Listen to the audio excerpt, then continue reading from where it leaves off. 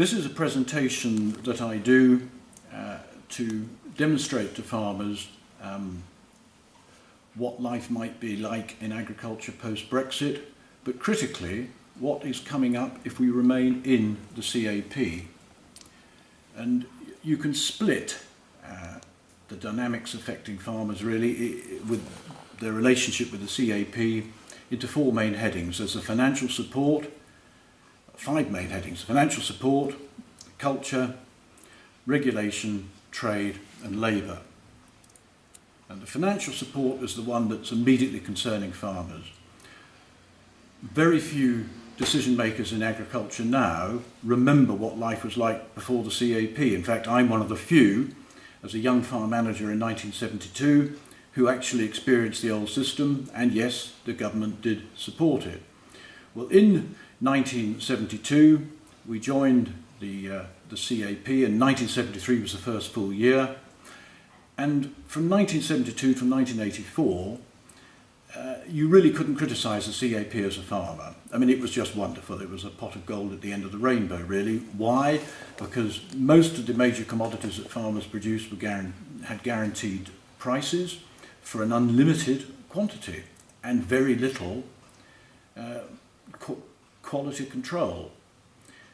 Added to that, over those 12 years, technology was improving yields. So every year you got a high yield, and they kept raising the price, irrespective of supply and demand. Well, in 1984 there was a reality check. An earlier part of the year, milk quotas were imposed almost overnight. We were expecting it, but we weren't expecting the EU to do it in quite the way they did. That was the first sign that things could go wrong. Many farmers found themselves left without any market at all for their milk, and enormous bank borrowings for new dairies, etc. It was quite a wake-up call. A little later on that year, we had a bumper harvest, and that put the intervention system into meltdown. Things recovered after 1984, but the one thing we noticed was increased regulation creeping in. There was a significant change in 1992 where the support was no longer the cost of it borne by the consumer in the form of guaranteed prices and high tariffs against imports.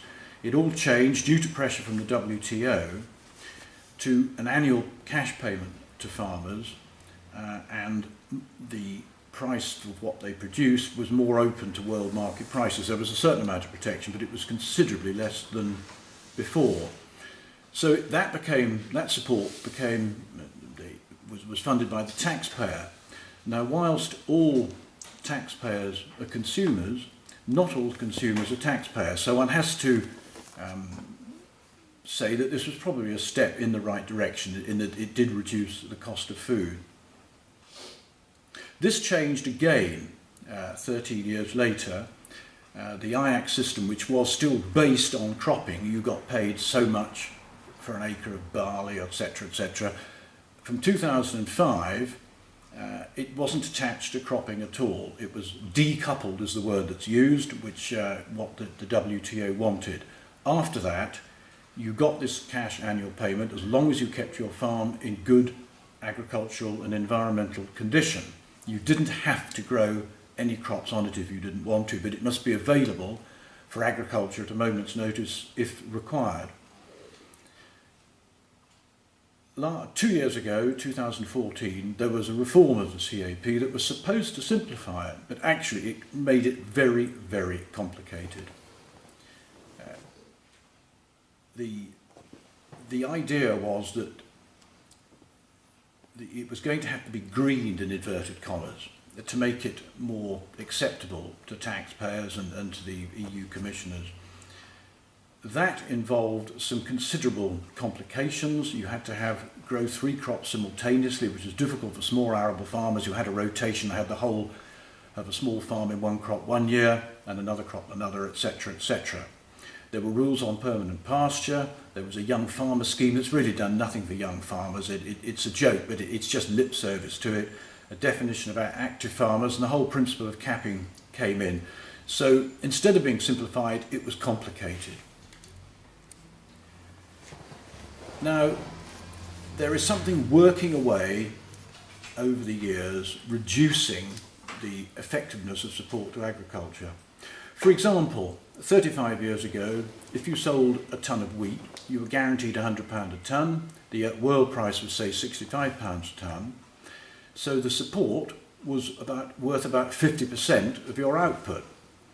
Again, if you sold a lamb about 35 years ago, you took it to the market, you might get £32, and then you'd get a cheque from the equivalent of the RPA for, say, £16, and so that subsidy was the equivalent of 50% of your output. If we fast forward now to, say, last harvest, where if you look at cereals on a yields times price, 3.2 tonne an acre, £110 a tonne, something like that, gets you to about £350 an acre, a subsidy on top of that of about £70 an acre, which is only about 20% of the output. And that's often forgotten, that the cost effectiveness of this support has reduced quite a lot. Well, you can put this into a neat little phrase that agriculture is receiving a smaller slice of a crumbling cake paid in a dodgy currency, which is of course the euro. What is the slice? Well, the agricultural slice of the EU budget has come down from 80% to under 40%, and that's likely to keep going. And the cake itself is under threat, because the cake is the gross contributions of all the member states. And there are two dynamics working against this. The larger member states don't like the EU keep asking them for more money when they, the member states, are having to make cuts at home, so they're reluctant to keep putting in increases every year. But many of the countries in the Eurozone are actually experiencing a reduction in their GDP, so they're obliged to put in less anyway, so that cake is getting smaller.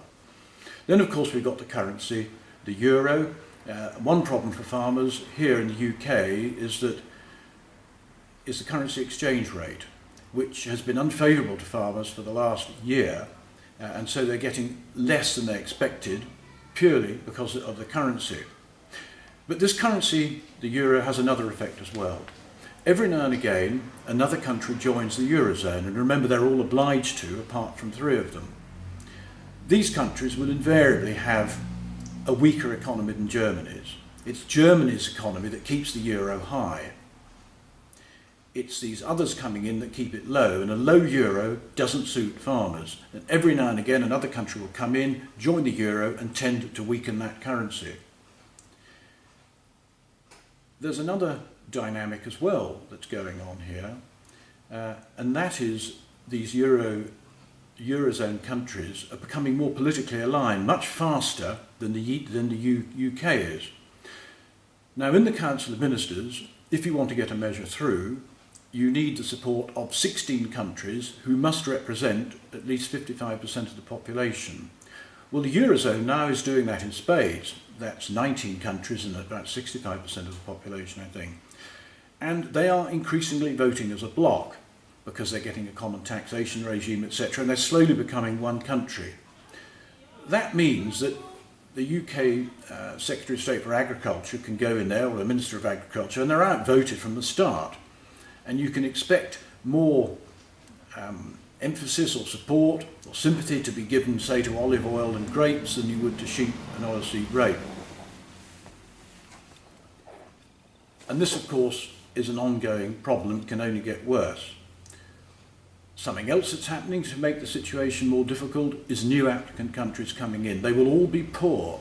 They will all take more out of the CAP than they will put into it.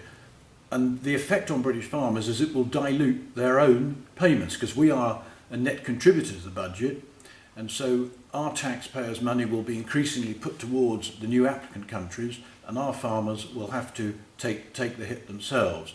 Now, there's some smaller countries coming in, but the real problem is Turkey.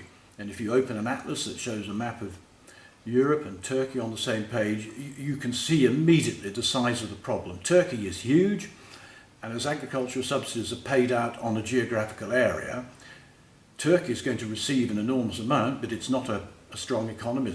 It's a relatively, you could say it's a second world country perhaps. It's not going to be putting much in, and so that is going to really drain the pond, is the expression that I used. Finally, There are funds available for very remote rural areas, poor areas if you like, the Poor Fund. Now in the earlier days, perhaps Northern Ireland and Scottish crofters etc. would qualify for that, but now they're not regarded poor in terms of many European countries. Bulgaria etc. have a far bigger claim to these funds. And of course, over the years, this money has been getting more difficult to access. When it was just a guaranteed price, you only had to sell a ton of wheat and you got your subsidy. Now you have to fill in a form. It's a complicated form, and if you don't fill it in correctly, you'll get penalties, and there are time limits, etc. And most people pay a consultant to do it for them, which takes away part of the money. Now there's something new coming in for farmers who go into the new environmental schemes. They're going to have to erect gratitude plaques. There's signs like this in their fields, depending on the amount of money received over a 5-year period, will decide how big a gratitude plaque or an EU board they have to put in their field. The only picture I've got of one in the field is a little bit of an exaggeration, but nevertheless, do we really need to clutter up our countryside with junk like this? And the paradox is, these are supposed to be environmental schemes, they're supposed to make the countryside look nice, and exactly the opposite is happening.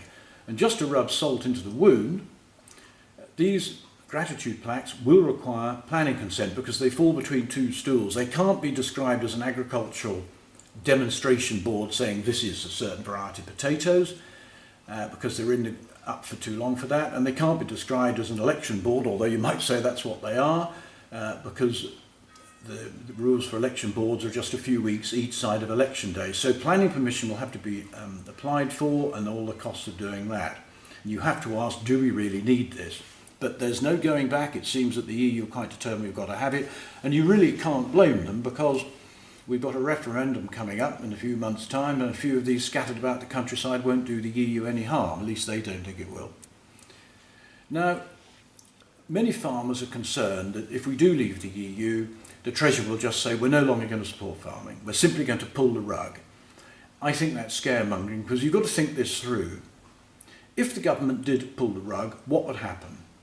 At the moment, a farmer's profit is only a profit because of his single farm payment. If that was taken away from him, his accounts would show a loss. That would mean he wouldn't pay any tax. It would also mean he could claim for a tax refund. So instead of the government getting some money from him, they'd have to pay him some. Yes, I accept it's not 100%, but you then have to look at the spin-offs. The farmer was employing labour. He can't farm profitably, so he lays off his labour. Now, the labour were paying tax and NIC. They stopped doing that and received benefits. Then the businesses around the rural areas that supply farmers, and they will go out of business as well. And you'll get a meltdown in rural areas with all the social problems that stem from that, and the government won't want to see that. But also, if farmers stop farming, we will increase the food security crisis because we import over half our food as it is. If we stop growing a lot more, we'll be importing far more. Most of it comes in through a handful of deep water ports and airports, which are really a gift for a terrorist. So food security has got to be a priority, or certainly a major consideration for the government. And of course, in the uplands, if they're abandoned, it's farmers who keep them looking nice. That encourages tourists to go up there, and so the whole thing will go backwards. It should be remembered that before we joined the European Union, both Conservative and Labour governments supported British agriculture right up until the day we joined the CAP. And the EU, although people think they're the only bloc or the only group of countries that support agriculture, is not correct. Lots of other countries support their agriculture. They're all at it. And the EU isn't really a big player. If you look at the chart here, 0.68% of their GDP goes to support agriculture.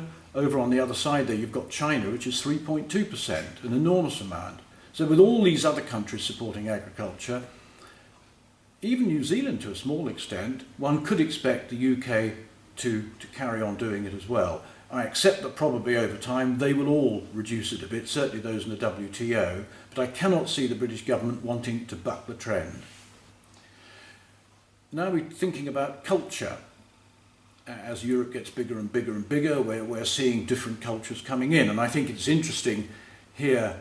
I went to a presentation in a committee, in Agriculture Committee in Brussels, where they were talking about new regulations for slaughtering of animals, and I couldn't help noticing in the opening slide, which I copied, the animals that they've got there as examples, animals that are slaughtered. Now, in a British abattoir, you'd expect cattle, sheep, pigs, and a small number of goats, but here they've got horses, cats, dogs, and cattle. Now, that may well have been a mistake, and perhaps it's a little bit mischievous, but nevertheless, somebody put that slide together and didn't think anything of the fact that cats and dogs were in a slide about animal slaughter and abattoirs.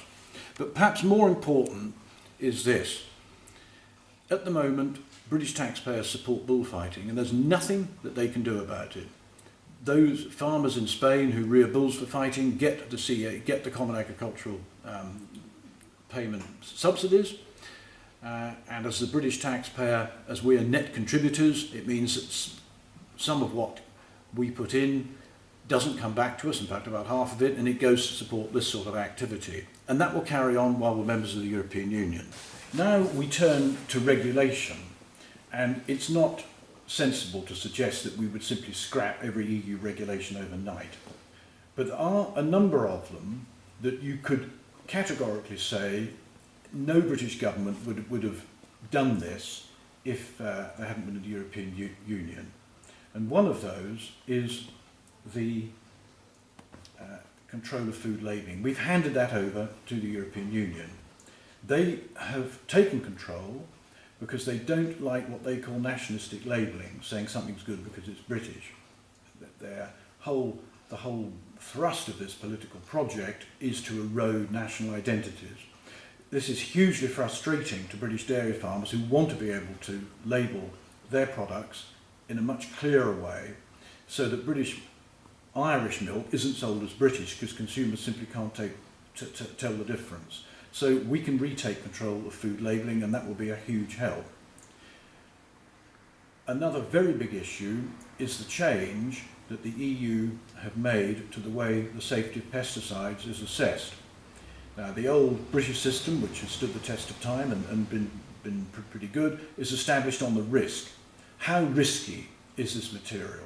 Yes, it may be hazardous and toxic, etc., but what is the risk of that actually happening to a human being? And they look at it like that. The EU now have gone down a different track. They're saying, is this a hazard? And they give it a number of points for its, the strength of this hazard. And if those points exceed a certain number, they just simply ban the material, irrespective if the risk of that hazard actually causing a problem is very low. So petrol perhaps is the obvious example. We all know that petrol is quite dangerous, or electricity is quite dangerous, but we know that if they're handled in the proper way, there are very few fatalities that result from them. And as it is with pesticides, if they're used properly, they may be hazardous, but the risk of you being affected by that hazard is pretty small. Well, we're going to lose about half our armoury because of this. And it's going to be a real shoot yourself in the foot problem, because our farmers and growers will be unable to use these products on their crops. In many cases, they won't actually be able to grow the crop without these materials. They will abandon growing the crop, and our consumers will simply import that crop from countries where they do use these materials. It really is madness. And so we would get back to that as quickly as we possibly could. And it's difficult to impress upon everybody that we are very dependent upon these materials, and if we only have a few to choose from, it increases the chance of resistance against them, but also it means that our agriculture is far less competitive. And it might sound a nice thing to do to reduce the number of pesticides, but actually it's very counterproductive. Now, there's something else that the EU is going to do, and that's going to make it much more difficult for farmers to trade on futures markets. As a poultry farmer, I can buy my food a year ahead. I can guarantee the price of my feed a year ahead. As a wheat grower, one can get a price for what you want to grow to a selling price a year ahead, or even 18 months ahead. And that is very useful. Futures markets are entirely a voluntary operation. and they require to be used in roughly equal proportions between consumers of the product or the processors of it, the producers of it, and speculators who actually set a price. Now, the EU think that futures markets are a really bad thing, despite the fact they're voluntary, despite the fact they've been with us for 100 years. They want to make it much more difficult to trade in them. And it's perverse, I think, that British dairy farmers would like to have futures markets for their own milk. There isn't a futures market for milk powder in Europe at the moment. British dairy farmers would like one, and actually they're going to find it quite difficult because of this MiFID legislation that's coming down the track. And there's an opportunity to revisit some of the EU regulations on waste and environment, etc. I mean, in principle, we have to have legislation in this area, but in many cases, we feel that this is way over the top. Now, of course, critically, farmers are going to be expected by the EU to improve the world's weather. Farmers are told that they are emitting CO2 and methane, and they've got to reduce that. And this will be an obligation on them, and it may well be what's known as a cross-compliance measure. Unless they can prove they're reducing it, they will lose part of their subsidy. Now, this scare about the world's weather all changing and everything getting very hot, etc., has been around for a long time. And 30 years ago, I went to a seminar at the UEA where they convinced us then that in 30 years' time, sea levels would rise by at least 1 metre. That would be the absolute minimum. But they felt that by the time we realised what was going on, that the sea level would probably, in 30 years' time, get up to about 5 metres. And we were told this is probably what would happen. We were told this in 1986, 1985. It was one of those 2 years I went to the seminar, if we didn't do something very, very quickly. Well, they even said, well, 5 metres probably, but possibly it could be as much as 9 or 10. Well, at the time I thought to myself, well, I'm still here, living where I do, up in northwest Norfolk. A little bit of a selfish attitude. The scaremongering did stop there, but just really out of interest to put these things up. We get to about 60 metres, I think, and I'm pleased to say I'm still here. Bad luck for some people. Well, somehow we have apparently got to get rid of the CO2 to stop this happening, which never happened anyway because the sea level didn't rise. But nevertheless, they're all trying to frighten us again. So you've got to bury the CO2. And if you look at that tractor, the exhaust pipe has been extended. It bends round the cab over the mudguard, and the exhaust gases are buried in the ground by the cultivator. Now, if you do bury a warm gas in the cold soil, all that happens is you get a boop, boop, boop, boop, boop, and up the warm gas will come, and it's a complete waste of time. And it's actually worse than that because it takes energy and fuel to do that, and so you're going to burn more fuel and produce more CO2 just to go through that performance. So that really is a complete waste of time. But farmers are going to have to demonstrate that somehow they're going to reduce CO2 emissions, which means using tractors less, and that's going to mean that they can't farm in the way they would like to. The other big emitters, the other big problem is methane, apparently.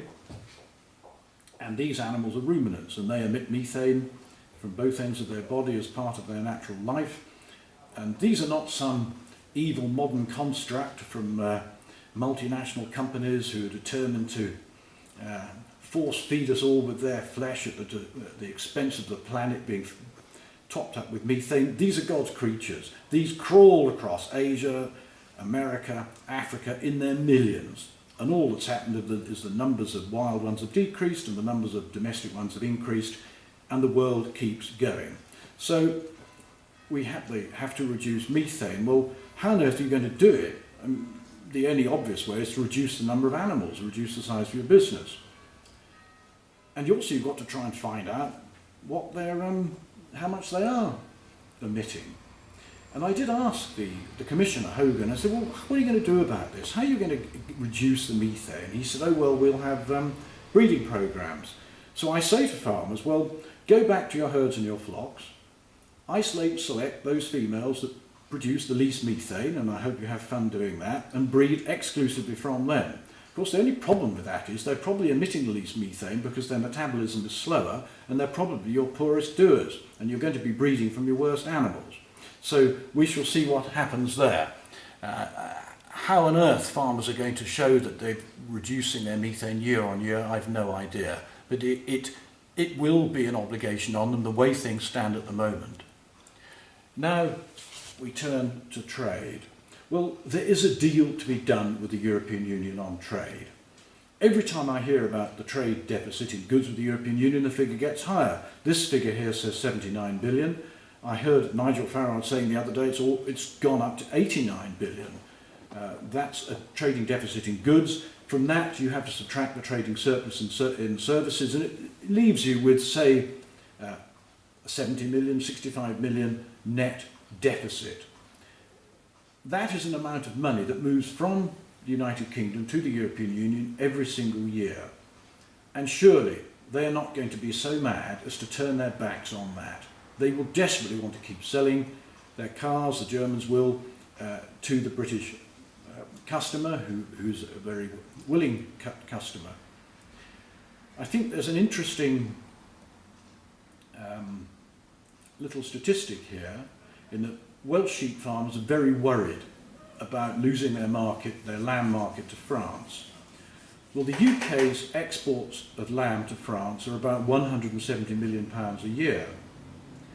But France's exports of wine to the UK are £650 million a year. It's an enormous difference. And who is going to rock the boat on a deal like that? They would be mad to do it.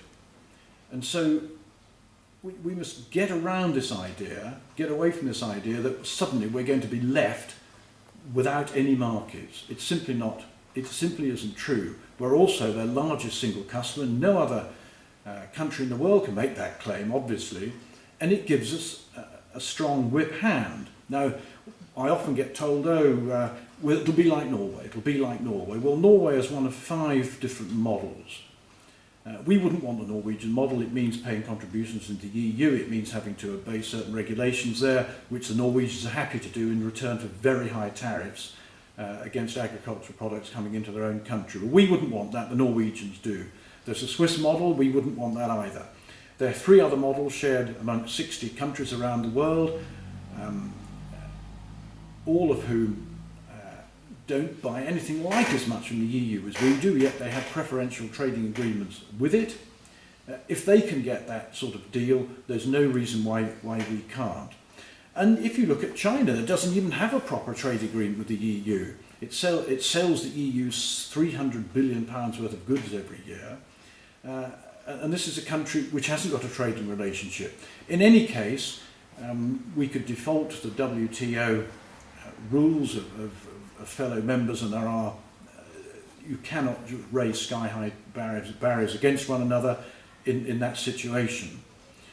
Talking of trade, a lot of farmers aren't aware that the EU is negotiating a couple of trading arrangements, one with a group of countries in South America called Mercosur, and another called TTIP with the United States. And in each case, the British government has to sit on its hands while the EU negotiates it. Now, in the case of Mercosur, this could cause a problem for British beef farmers, and there's nothing we can do about it, and it's slowly coming down the tracks, in that the European market will be opened up to cheap Brazilian and South American beef, so that the South Americans will buy high-tech goods, mobile phones, etc., from struggling Eurozone countries. And there's nothing we can do about this. We are going to pay perhaps the biggest price of anybody.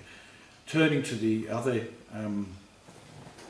the TTIP, we're worried about the effect this could have on our poultry products, and we can't do anything about it. We're going to be in the EU, though, and we will suffer as a result. Now, there's another myth that's peddled, and this is, we won't really save on any regulation, because to sell things to the EU, we will have to obey all their regulations. Well, I would like to say that New Zealand sheep farmers sell lamb to the European Union in quite considerable quantities. New Zealand sheep farmers do not have to invest in compulsory electronic individual identification of sheep. They don't have to do that. British and European farmers do. Neither are they obliged to incinerate their fallen stock at considerable expense. They can bury them if they want to. British farmers are forbidden from that. So that simply shoots that dead. You don't always have to follow the EU regulations to sell products to the EU. But the biggest thing perhaps is in soybeans. There is a big area of the European Union where you could grow soybeans.